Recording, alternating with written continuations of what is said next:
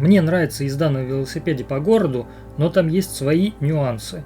А тут так вышло, что недавно я приобрел сварочный аппарат и решил попробовать сделать велотренажер своими руками из велосипеда. К тому же у меня как раз был велосипед, на котором я еще ездил со времен школьных лет. Моей целью было не просто сделать велосипед, а именно заниматься на нем время от времени. Сначала я решил просто приподнять заднее колесо, чтобы велосипед устойчиво стоял. Для этого я использовал трубы профильные, в которых сделал квадратное отверстие при помощи болгарки, молотка и зубила. Затем я использовал сварку, чтобы сделать металлическую конструкцию. Ее при необходимости можно снять и, например, заменить заднее колесо или собрать велосипед просто как дополнительная опция. Я смог крутить заднее колесо, но это не создавало никакой нагрузки ни для сердца, ни для ног. Пульс было сложно даже до 100 разогнать, надо было очень быстро крутить педали. Я подумывал прикрутить к колесу велосипеда какое-нибудь маленькое колесо, садовое для тележки или мебельное, чтобы было тяжелее крутить педали. Но подобные конструкции на YouTube роликах и других людей мне показались довольно громкими. Дома был старый генератор, и я подумал, может попробовать его добавить к велосипеду, но нужен был ремень, которого у меня не было. К тому же я вообще не понимал в ремнях и не знал, бывают ли длинные. Я измерил примерную нужную длину, получилось 2,5 метра.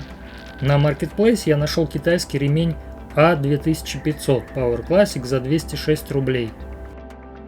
Ремень за свою цену, на мой взгляд, оказался хороший. Может, 1 час времени ушло на создание конструкции для генератора. Я не знал, работает ли генератор, но он крутился, и точно получилась бы дополнительная нагрузка.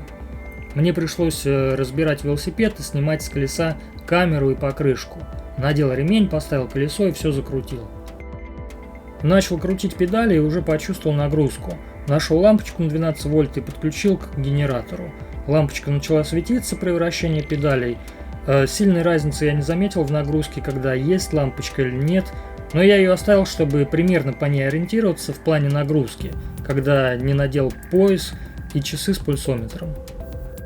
Шум незначительный на фоне обычных дневных звуков. Не знаю, усилится ли нагрузка, если изменить лампочку на 18 вольт. Я лишь немного понимаю в электрике. Надо будет поэкспериментировать.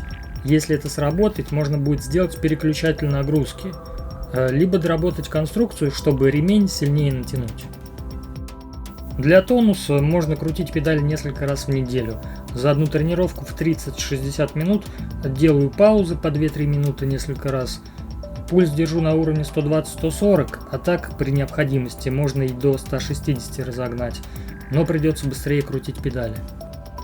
Теперь можно заниматься на велосипеде, слушать музыку или аудиокниги, не отвлекаясь на движение, слежение за дорогой и знаки.